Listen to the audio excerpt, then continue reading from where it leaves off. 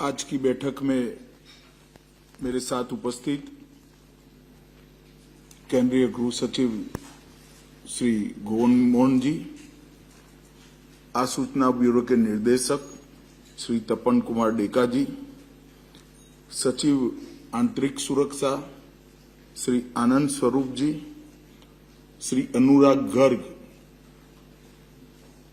महानिदेशक एनसीबी, भारत सरकार के विभिन्न मंत्रालयों के सचिवगण, विभिन्न एजेंसियों के प्रमुखगण, भारत सरकार और अनेक राज्यों के उपस्थित डीजीगण तथा आभासी रूप से उपस्थित राज्यों में नारकोटिक्स कंट्रोल के काम में लगे हुए सभी राज्य सरकार के अधिकारियों का मैं हृदयपूर्वक स्वागत करना चाहता हूं। मित्रों, आज 26 जून हमारे देश के लिए एक बहुत महत्वपूर्ण दिन है। हम यहां आने वाली नारकोटिक्स के खिलाफ लड़ाई का रोड मैप तय करने के लिए बैठे हैं, परंतु आज 26 जून बंकिम चंद्र चट्टोपाध्याय जी का जन्मदिन भी है। बंकिम बाबू ने देश की गुलामी के कालखंड में सतत देश के सामूहिक आत्मविश्वास का जो हास होता था, इसके पुनर्जागरण के लिए एक बहुत बड़ा काम किया। उन्होंने वंदे मातरम की रचना की।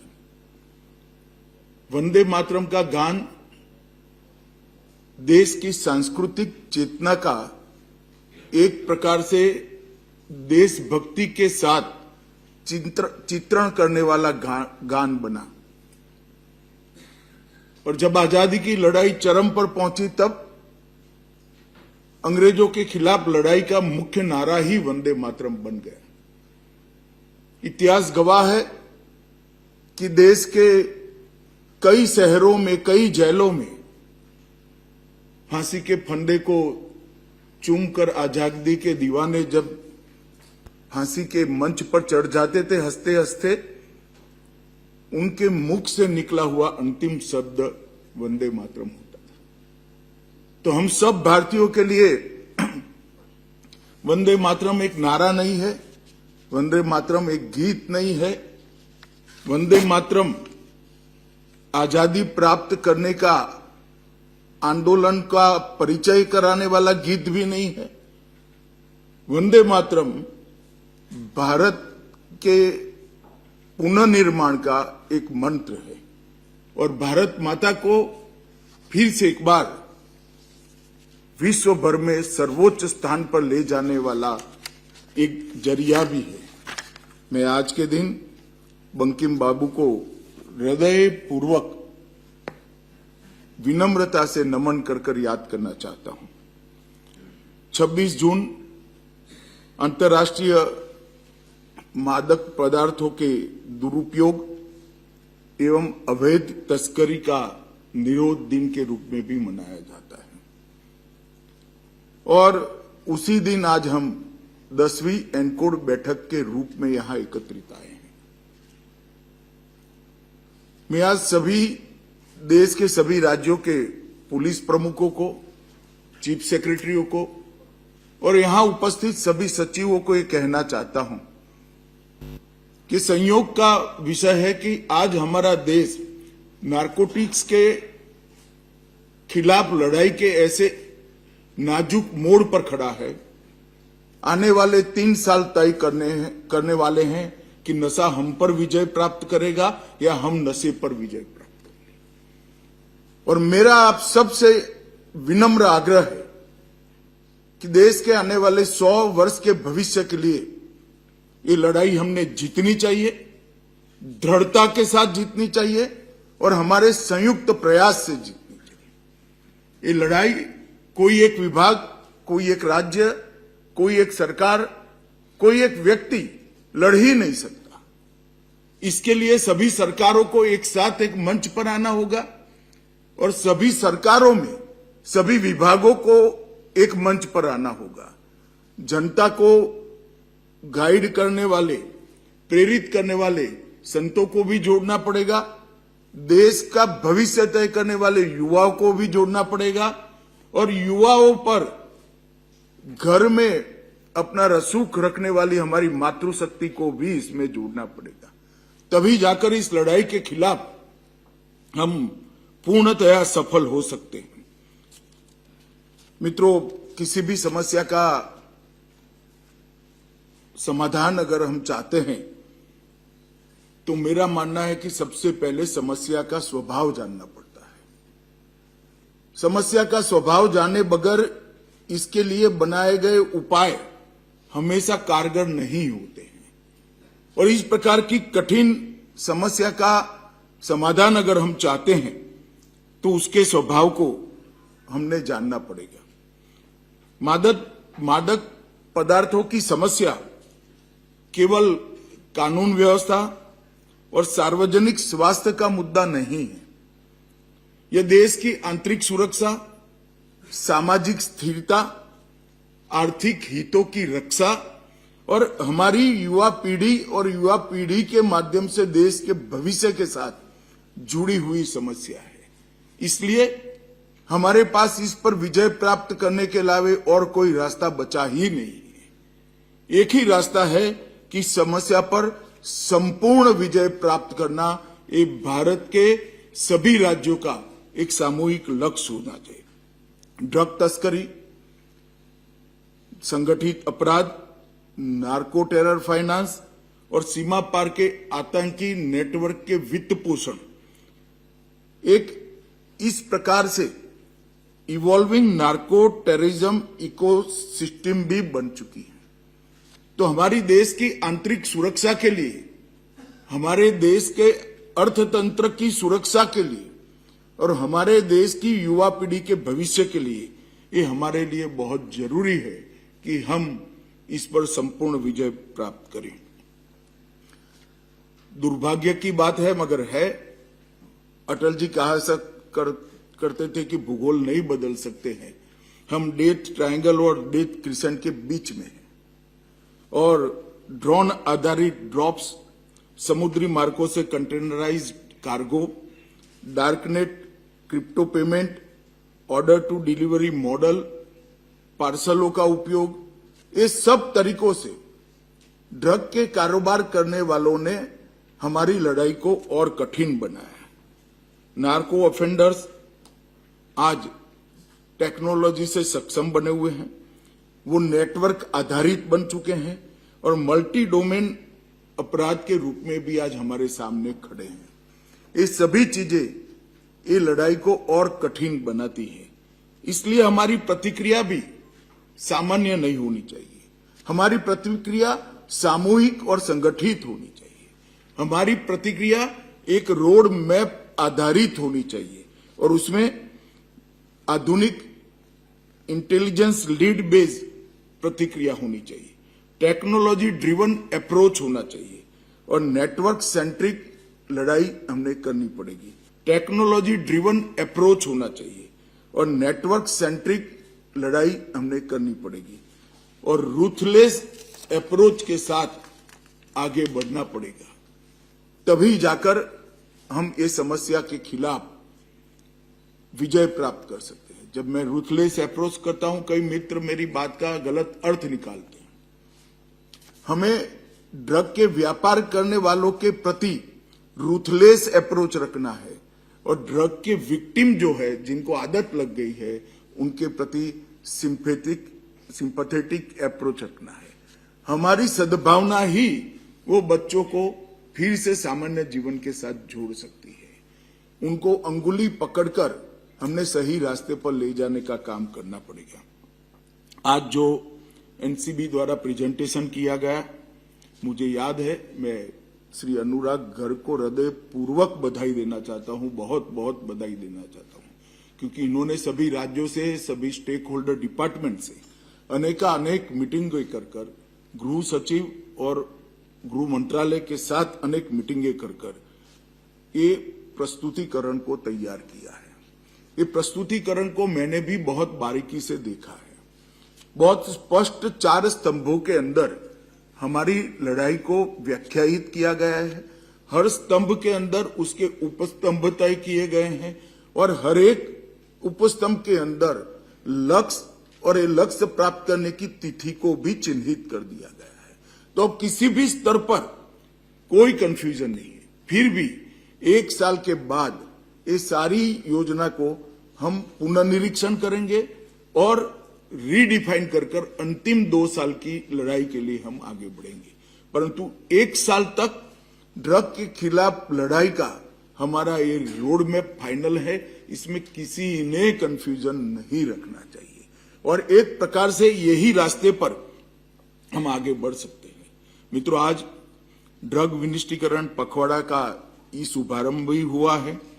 मैं क्वांटिटी और रुपयों में जाना नहीं चाहता, मगर एक ही दिन में आज 12,525 करोड़ की ड्रग को जलाया गया है। ये बहुत बड़ी उपलब्धि है। यहाँ एनसीबी की वार्षिक रिपोर्ट का विमोचन भी किया गया है। मेरा आग्रह है कि सभी लोगों ने एनसीबी की वार्षिक रिपोर्ट को ध्यान से इसलिए पढ़ना चाहिए कि आने वाले 1 साल में एक भी आंकड़ा इससे नीचे ना आए, कई गुना बढ़कर अगले रिपोर्ट के अंदर प्रसिद्ध हो। और नशा मुक्त भारत 29 के रोड मैप का विजन डॉक्यूमेंट जो मैंने कहा वो भी आज हमने यहां से सार्वजनिक किया है। एनसीबी के जोनल ऑफिस गुवाहाटी का ई लोकार्पण, एनसीबी के जोनल ऑफिस जम्मू का ई लोकार्पण भी किया गया है। मित्रों, मेरा हमेशा आग्रह रहता है कि बैठकों की संख्या देखकर संतुष्टि नहीं होनी चाहिए।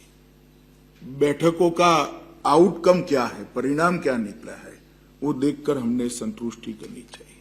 तो 9वीं और 10वीं एनकोर की बैठक के बीच में हमने ढेर सारा काम किया है और मैं सभी राज्यों का भी बहुत धन्यवाद करना चाहता हूं, सभी राज्यों के मुख्यमंत्री, मुख्य सचिव और पुलिस प्रमुखों का। इसलिए क्योंकि मैंने अपील की थी कि सबसे कारगर अगर कोई काम कर सकता है तो जिला स्तर की एनकोर बैठकें कर सकती है। और आज 15,876 बैठक हम जिला स्तर की कर चुके हैं। राज्य स्तर की 266 बैठक कर चुके हैं। एग्जीक्यूटिव स्तर पर 7 बैठक कर चुके हैं और एपेक्स स्तर पर ये 10वीं बैठक आज हम करने जा रहे हैं। ये लगातार सातत्यपूर्ण प्रयास ही हमें विजय की ओर ले जा सकता है, हमें विजय प्राप्त करने में सहायक हो सकता है। तो इसको और मजबूती से हमें आगे बढ़ाना है। अब मेरा आग्रह है सभी राज्यों के मुख्य सचिवों से और पुलिस प्रमुखों से कि ये बैठकों को परिणाम लक्षी करने के लिए भी अब हम आगे बढ़े। बैठकों की संख्या करीब करीब हमारी अपेक्षाकृत हो रही है, परंतु बैठक परिणाम लक्षी है क्या? बैठक में कुछ निर्णय लिए जाते हैं क्या? सिर्फ रिपोर्टिंग तो नहीं होता है। आगे की बैठक में लिए गए निर्णय कोई मीमांसा होती है क्या? इसकी कठोर विवेचना होती है क्या? ये बैठक को परिणाम लक्षी करने की दिशा में मेरा आग्रह है कि राज्य स्तर से प्रयास ही हमें सफल कर सकता है। मुख्य सचिव महोदय, राज्यों के सभी विभागों के सचिव और राज्य के पुलिस प्रमुख अगर बैठक को परिणाम लक्षी बनाने के लिए आगे बढ़ेंगे तो मुझे लगता है कि इतनी बैठकें बहुत पर्याप्त है, परिणाम लक्षी अगर बैठक होती है तो। मित्रों, माननीय प्रधानमंत्री मोदी जी ने 2047 में विकसित भारत का एक लक्ष्य रखा है और इसके साथ नशा मुक्त भारत का लक्ष्य भी उन्होंने तय कर हमें दे दिया है। हम सब का दायित्व बनता है कि पवित्र लक्ष्य को सिद्ध करने के लिए हम आगे बढ़ें। इस लक्ष्य को प्राप्त करने के लिए 26 से 29 का जो रोड मैप है वो 4 प्रमुख स्तंभों पर आधारित है। पहला स्तंभ है एनफोर्समेंट, इंटेलिजेंस और ऑपरेशंस, जो प्रमुख स्तंभ है। इसका उद्देश्य पूरे नेटवर्क पर लक्षित इंटेलिजेंस लीड कार्रवाई करें और उनके नेटवर्क को नष्ट कर देना। दूसरा है प्रीकर्सर्स एवं सिंथेटिक ड्रग कंट्रोल। उत्पादन स्तर पर ही हमने नशे को रोकने की रणनीति अपनानी पड़ेगी। डिमांड और हार्म रिडक्शन की अभियान समाज, शिक्षा और पुनर्वसन के माध्यम से हमारे शिक्षा विभाग, समाज कल्याण विभाग, युवा मंत्रालय और खेल मंत्रालय ने इसको आगे बढ़ाना होगा। और कैपेसिटी बिल्डिंग, कोऑर्डिनेशन और मॉनिटरिंग जो तंत्र को सक्षम बनाने के लिए, समन्वयित बनाने के लिए और जवाबदेह बनाने के लिए और आधुनिक बनाने के लिए ये चौथे स्तंभ की रचना की गई है। ये रोड मैप एक प्रकार से होल ऑफ गवर्नमेंट अप्रोच और होल ऑफ सोसाइटी अप्रोच को विचार कर बनाया गया है। इसमें भारत के हर नागरिक का रोल एक प्रकार से समाहित कर दिया गया है, मगर नागरिक को प्रेरित करने का काम, उसको प्रेरणा देने का काम मुझे लगता है सभी राज्य सरकार और भारत सरकार के सभी विभागों के सचिवों को करना पड़ेगा, तब जाकर हम सफलता प्राप्त कर पाएंगे। मित्रों, 20 से ज्यादा अधिक मंत्रालय और एजेंसियों की भूमिका को यहां स्पष्ट कर दिया गया है, कोई कंफ्यूजन नहीं रखा गया है। और मेरा मानना है कि इससे ज्यादा जो करना है वो सब कर ही सकते हैं, मगर इतना कम से कम करे, इतना मेरा विनंती है। क्योंकि सबसे चर्चा कर ये रोड मैप बनाया गया है, तो इस रोड मैप की सफलता और लक्ष्यों की सिद्धियों की, समय पर सिद्धियों की जिम्मेदारी भी हम सबकी साझी है और उसकी निगरानी की भी व्यवस्था तय की गई है। इसमें भी मैं सभी विभाग के मंत्री, सभी राज्यों के मुख्यमंत्री, विभागों के सचिव और राज्य के मुख्य सचिव और डीजीपी का सहयोग गृह मंत्रालय की ओर से मांगता हूं। मित्रों, हमने ये रोड मैप को एक अलग दृष्टिकोण से देखे तो ये लड़ाई के 3 शब्द में वर्णन किया जा सकता है। एक डिटेक्ट, दूसरा डिसरप्ट और तीसरा डिस्ट्रॉय। हमने सीमावर्ती और संवेदनशील जिलों में ह्यूमन इंट और टेक्निकल इंटेलिजेंस के माध्यम से, कम्युनिटी पुलिसिंग के माध्यम से भी पूरे तंत्र को, तीनों प्रकार के तंत्र को, विदेश से देश में ड्रग पहुंचाने वाले, देश में पहुंचकर उसको राज्यों तक पहुंचाने वाले और राज्यों से उसको उपयोगकर्ता तक पहुंचाने वाले, तीनों प्रकार के कार्टेल को नष्ट करने के लिए हमने आगे बढ़ना पड़ेगा।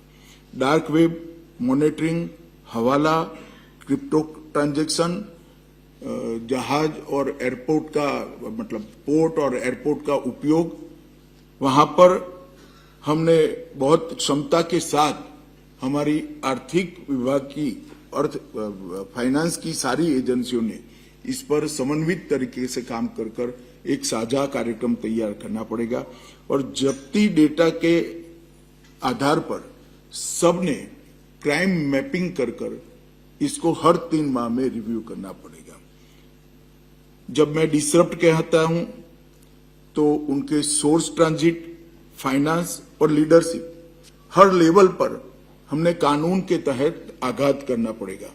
अवैध फसलों को नष्ट करने के लिए एक अभियान हमने उठाना पड़ेगा और लैब, जो बहुत अच्छा काम हुआ है, 37 लैबों को हमने नष्ट किया है, मगर ये अभियान को हम रोक नहीं सकते। हमें मालूम है कि देश भर में कौन से राज्य में कहां केमिकल जोन है। बहुत छोटे कंस्ट्रक्शन एरिया में लैब बना दी जाती है और ऊपर कोई मुखौटा होता है, तो एजेंसियों ने भी उसको ढूंढने का एक अपना तंत्र विकसित करना पड़ेगा और उसको कठोरता के साथ हमने नष्ट करना पड़ेगा। कंट्रोल डिलीवरी ऑपरेशन जो नई पद्धति के इन्होंने ढूंढे हैं, इसका भी हमने उपाय भी ढूंढना पड़ेगा और ये उपाय को सतत परिवर्तनशील करते हुए मॉनिटरिंग कर इसको लॉजिकल एंड तक ले जाना पड़ेगा। पीएमएलए और ईडी के माध्यम से इसके फाइनेंशियल इन्वेस्टिगेशन को भी हमने बहुत रूथलेसली करना पड़ेगा और ये सब मिलकर उनके नेटवर्क को छिन्न विछिन्न करने की जिम्मेदारी हमारी है। एक बार नेटवर्क छिन्न विछिन्न होता है तो हमारी लड़ाई जीतने के रास्ता बहुत आगे तक हम कर लेंगे। और तीसरा है डिस्ट्रॉय, नेटवर्क को दोबारा खड़ा न हो इस तरह से रूथलेसली समाप्त करना है। जो पकड़ा गया, जो किंग पिंग है, ये छूटना नहीं चाहिए और सभी प्रावधान है हमारे कानूनों के अंदर। इसके लिए हमारी प्रोसिक्यूशन की सिस्टम को हमने मजबूत करना पड़ेगा। फास्ट ट्रैक ट्रायल के लिए हमने दबाव बनाना पड़ेगा। उच्च सजा का दर सिद्ध करने के लक्ष्य तय करने पड़ेंगे।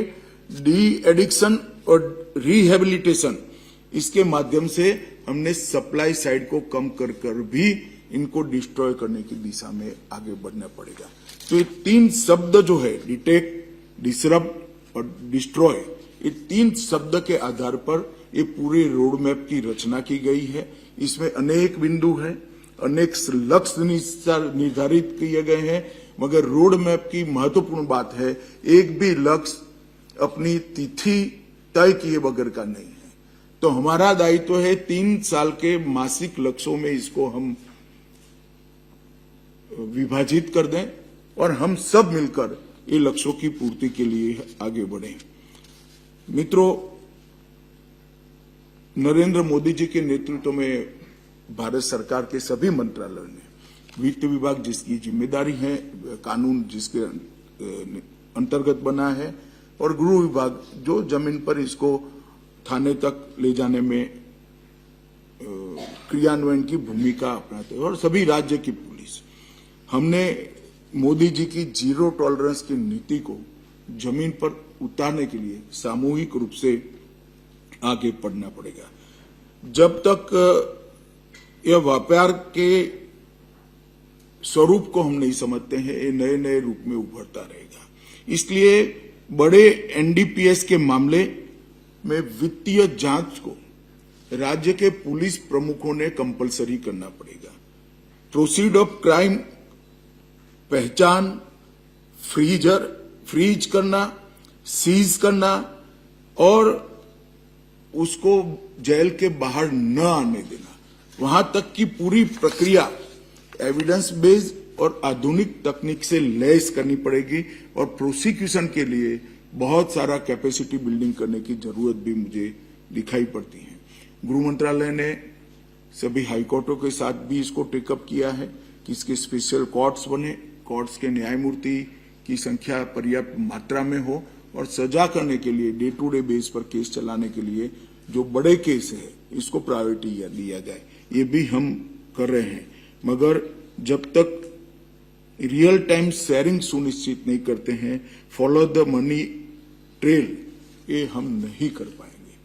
तो रियल टाइम शेयरिंग बहुत सुनिश्चित करना पड़ेगा। इसके लिए एनसीबी ने अनेक पोर्टल बनाए हैं। मेरा आग्रह है कि पोर्टलों में आपके राज्यों में हुए सभी गुनाह को, सभी क्राइम को एक बार अपलोड करने का काम करिए। तो एनसीबी के माध्यम से हम इसका रिव्यू यहां पर कर आपको फीडबैक भी दे सकते हैं और हमारे सुझाव भी भेज सकते हैं। सबकी भूमिका इसमें बहुत स्पष्ट है। राजस्व विभाग एनडीपीएस एक्ट का सुधार करने के लिए प्रयास कर रहा है। इसमें मैं राजस्व विभाग को अपील करना चाहूंगा कि एक बार सभी राज्यों की एजेंसियों से भी सुझाव प्राप्त कर और बाद में इसका संपूर्ण समाहित कर हमने आगे बढ़ना चाहिए। प्रीकर्सर और साइकोट्रोपिक पदार्थ, इसके शेड्यूलिंग को भी हमें एक बार रीलुक करना पड़ेगा। नार्को फाइनेंस के विरुद्ध प्रभावी कार्यवाही सुनिश्चित करनी पड़ेगी। सामाजिक न्याय एवं अधिकारिता मंत्रालय को नशा मुक्त भारत अभियान और जन जागरूकता अभियान, सामुदायिक सहभागिता और उपचार पुनर्वास सेवाओं का विस्तार, ये एक बड़ी मात्रा में करना पड़ेगा, तभी हम डिमांड को रिड्यूस कर सकते हैं। स्वास्थ्य मंत्रालय ड्रग को प्रिस्क्राइब करने में कुछ नॉर्म्स हमने तय करने पड़ेंगे। फार्मास्यूटिकल डाइवर्जन और ऑनलाइन फार्मेसीज की निगरानी को स्वास्थ्य मंत्रालय ने सुनिश्चित करना पड़ेगा। शिक्षा मंत्रालय की बहुत बड़ी जिम्मेदारी है।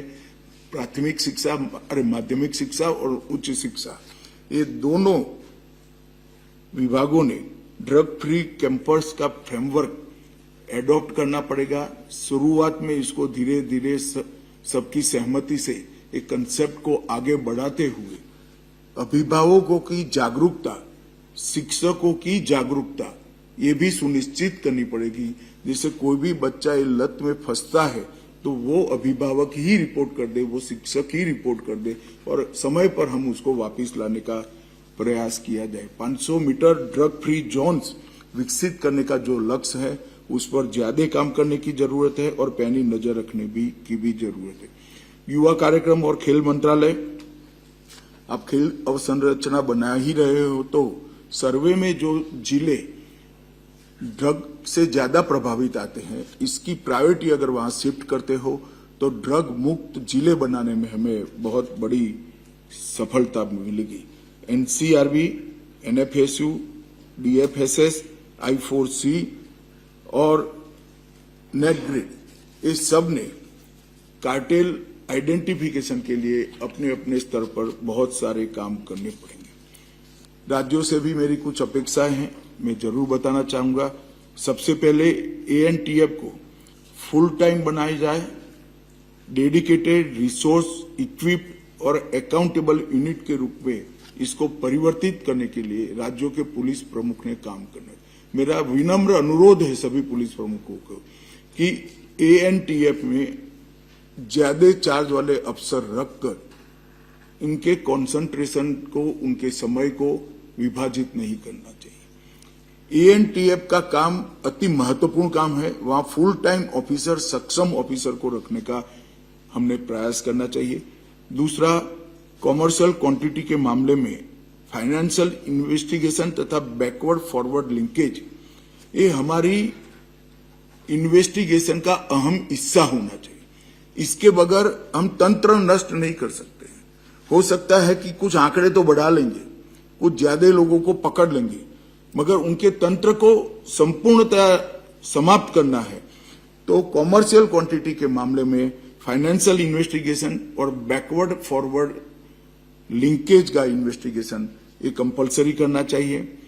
तीसरा, स्टेट और डिस्ट्रिक्ट एंड कोर्ट की बैठकों को, जैसे मैंने पहले कहा, आउटपुट ओरिएंटेड बनानी चाहिए और इसकी मॉनिटरिंग भी बहुत अच्छे तरीके से करनी चाहिए। चौथा, स्ट्रॉन्ग चार्जशीट और इसमें कंसल्टेंट भी जरूरत पड़े तो रखने चाहिए। इफेक्टिव प्रोसिक्यूशन के लिए स्पेशल पब्लिक प्रोसिक्यूटर रखने की दिशा में आगे चलना चाहिए और एक्सक्लूसिव NDPS कोर्ट के लिए राज्य के पुलिस प्रमुख गृह विभाग के माध्यम से हाईकोर्ट को अप्रोच कर आगे बढ़े। पांचवा, demand reduction, treatment, rehabilitation, awareness और अभिभावकों की जागृति, प्राध्यापकों और शिक्षकों की जागृति। इस दिशा में भी राज्य ने अब हर विभाग में एक नोडल ऑफिसर तय करना चाहिए। यहाँ जो भारत सरकार के सचिव महोदय बैठे हैं उनको भी मैं विनती करना चाहता हूं कि आप आपके विभाग में अगर है तो ठीक है, मगर ड्रग के ये रोड मैप के इम्प्लीमेंटेशन के लिए एक नोडल ऑफिसर अगर नियुक्त करते हैं तो मुझे लगता है कि थोड़ी प्रायोरिटी भी तय हो जाएगी और स्पेसिफिक रिस्पॉन्सिबिलिटी के कारण आउटपुट भी हमें अच्छा मिलेगा। छठा, CBI के माध्यम से हमने भगौड़ों को वापस लाने का एक अभियान शुरू किया है। लगभग 1.5 साल हुआ, बहुत अच्छी सफलता मिली है। NCB तो ये काम कर ही रही है, मगर मेरी राज्य सरकारों को भी के माध्यम से हमने भगौड़ों को वापस लाने का एक अभियान शुरू किया है। लगभग 1.5 साल हुआ, बहुत अच्छी सफलता मिली है। NCB तो ये काम कर ही रही है, मगर मेरी राज्य सरकारों को भी अनुरोध है कि जो आपके यहाँ ड्रग का या गैंगस्टर का काम करने वाले लोग विदेश में छिप कर बैठे हैं उनके खिलाफ रेड कॉर्नर नोटिस जारी करना, CBI के तंत्र का उपयोग करना और फिर एजेंसियों को कहकर उनको वापस लाने की प्रक्रिया करना। इस दिशा में हमने एक अलग तंत्र हर राज्य ने विकसित करना पड़ेगा डीजीपी ऑफिस के अंदर, तभी जाकर वो विदेश से जो कार्टेल चला रहे हैं वो आए। मैं सभी राज्य की पुलिसों को और विशेष कर सीबीआई और भारत सरकार के गृह मंत्रालय के अधिकारियों को बहुत बधाई देना चाहता हूं, हमारी दोनों एजेंसियों को भी, कि बहुत बड़ी सफलता हमें इस 1.5 साल में मिली है। मगर इससे संतोष नहीं प्राप्त करना है, आगे बढ़ना है, हमें और आगे बढ़ना है। और मेरा सभी राज्यों से फिर से एक बार अनुरोध है कि वित्त मंत्रालय इस एक्ट के बारे में पुनर्विचार कर रहा है, तो जितनी भी जरूरी बदलाव है एक साथ हो जाते हैं तो हमें फायदा होगा। सभी राज्यों के मुख्य सचिव महोदय और पुलिस प्रमुख वित्त मंत्रालय को और पुलिस प्रमुख गृह मंत्रालय को अपने एक्ट में सुधार के सुझाव भेज दे। ये बहुमूल्य सुझाव हमें सभी छिद्रों को भरने के लिए बहुत उपयोगी होंगे। मित्रों, अंत में मेरा इतना ही कहना है कि एक बात मैं इसलिए कहना चाहता हूं कि मैंने अभी एक वाक्य कहा कि परिणाम से कभी संतोष नहीं मानना चाहिए, तभी हम आगे बढ़ सकते हैं, परंतु परिणाम बहुत उत्साहजनक है ये भी जानना बहुत जरूरी है। इसलिए मैं आपको कुछ परिणाम बताना चाहता हूं। मित्रों, 2004 से 14 तक सिंथेटिक ड्रग का जहां तक सवाल है, 26 लाख किलोग्राम ड्रग जब्त किए गए थे देश में 10 साल में, और 14 से 26 तक 1,18,00,000 किलोग्राम हमने जब्त किया है। ये बताता है कि हमारा अभियान सफलता की दिशा में आगे बढ़ रहा है, हम कर सकते हैं। और वो ड्रग का मूल्य 40,000 करोड़ था और ये जब्त ड्रग का मूल्य 1,84,000 करोड़ रुपया है। बहुत बड़ा जंप हमने आगे बढ़ाया है। डिस्पोज करने की मात्रा 4 से 14 में 3,26,000 किलो थी, अब 82,07,000 किलो ड्रग को हमने नष्ट कर दिया और इसका मूल्य 89,896 करोड़ रुपया है, जो पहले सिर्फ 8,000 करोड़ रुपया था। इसी प्रकार से अवैध खेती के विनिष्टीकरण को हम लगातार बढ़ाए गए हैं। 2020 में 10,000 एकड़ विनिष्ट किया था, 25 में हम 42,282 एकड़ अवैध खेती को विनिष्ट करने का काम किया है। और जो पकड़ के मामले हैं उसमें 1,73,000 केस 4 से 14 में हुए थे और गिरफ्तारियां 1,95,000 करीब 2 लाख लोगों की हुई थी। अब 8,75,000 केस रजिस्टर्ड किए गए हैं और 10,97,000 मतलब 11 लाख लोगों की गिरफ्तारियां हुई है। मित्रों, ये आंकड़े बताते हैं सब में 5 गुना, 6 गुना, 8 गुना, 12 गुना वृद्धि हुई है। आंकड़े बताते हैं कि हम प्रयास करते हैं तो सफलता जरूर मिलती है। प्रयास को अब स्पेसिफिक भी कर दिया गया है, लक्ष्य केंद्रित भी कर दिया है, टाइम बाउंड भी किया है और सभी प्रकार के बिंदु जो ड्रग के खिलाफ लड़ाई के उपलब्ध है हमने आइडेंटिफाई किए हैं, ये सभी बिंदुओं को समाहित कर ये रोड मैप बनाया गया है। तो मेरा सभी से आग्रह है कि रोड मैप के क्रियान्वयन की जिम्मेदारी कृपया गृह मंत्रालय की मत समझिएगा। ये राज्य सरकारों के सहयोग के बगैर हो ही नहीं सकता। इतने बड़े देश में ये संभव ही नहीं है। तो राज्य सरकारों की बहुत बड़ी जिम्मेदारी है और मैंडेट भी एक प्रकार से लॉ एंड ऑर्डर का राज्य सरकारों के पास है। और गृह मंत्रालय, भारत सरकार का जो प्रयास है उसमें भी अकेला गृह मंत्रालय नहीं कर सकता, सारे मंत्रालय मिलकर करेंगे, तभी हम एक सफलता के रास्ते पर द्रुत गति से आगे बढ़ पाएंगे।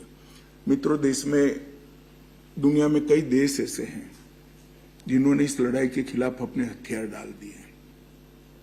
इन्होंने मानवता के नाम पर अरेस्ट करने का काम बंद कर दिया है। अरेस्ट मानवता के कारण नहीं करे, इनकी जेलें भर गई है, जेलों की कैपेसिटी नहीं है, इसलिए इन्होंने कानून में बदलाव करना है। हमारा सर्वे कुछ समय में आ जाएगा। मेरा सबसे आग्रह है कि हम इस जंतर पर अगर एक साथ होकर लड़ते हैं, एक मुश्त होकर लड़ते हैं, तो निश्चित रूप से विजय हमारी होगी, क्योंकि हमारा आशय शुभ है और अंततोगता विजय तो शुभ आशय की ही होती है। और मुझे पूरा विश्वास है कि 3 साल के अंदर हम भारत में ड्रग के नेटवर्क को समाप्त करने की दिशा में बहुत आगे बढ़ जाएंगे। ये लड़ाई एक प्रकार से हमारी अनंत लड़ाई है, मगर आघात इतना बड़ा होगा ये 3 साल में कि ये लड़ाई को खड़ा होने में वर्षों लग जाएंगे, दशकों लग जाएंगे। ये 3 साल हम सब सामूहिक प्रयास से मेहनत करें, एक लक्ष्य को तय कर मेहनत करें, समय पालना के साथ लक्ष्य को तय करें और साझी रणनीति के साथ करें, तो विजय हमारी सुनिश्चित है। फिर से एक बार नरेंद्र मोदी जी का नशा मुक्त भारत का लक्ष्य आप सभी को याद कराकर मेरी बात को समाप्त करता हूं और अंत में सभी का अब तक जो 2-3 साल में हुआ है इसके लिए बहुत बहुत धन्यवाद भी ज्ञापित करना चाहता हूं कि बहुत अच्छे परिणाम हमें मिले हैं, मगर इससे संतुष्ट नहीं होना है। ये जो बेस बना है, बेस का उपयोग कर एक लंबी छलांग लगाने के लिए हमें आगे बढ़ना है और भारत को ड्रग मुक्त बनाना है। बहुत बहुत धन्यवाद, आप सभी का हृदय से धन्यवाद।